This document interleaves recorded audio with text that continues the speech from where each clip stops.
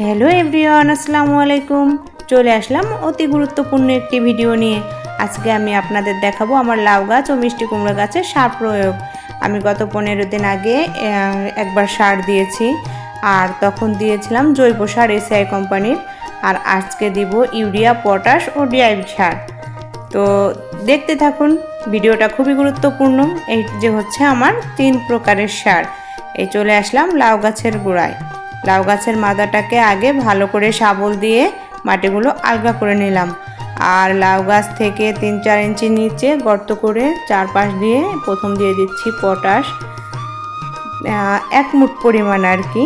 তারপরে দিয়ে দিচ্ছি ইউরিয়া, দেখতেই পাচ্ছেন ইউরিয়া। এরপর দিতেছি ডিআইপি। তো ডিআইপি আমি একটু বেশি দিব, কারণ এটা মাটির উর্বরতা বাড়ায়, আর এটার জন্য গাছেরও কোনো পচনশীলতা নেই। এই জন্য আমি ডিআইপি 2 মুঠ পরিমাণে দিয়ে দিলাম। আর এখন এটা আমি মাটি দিয়ে ঢাকা দিয়ে দিচ্ছি।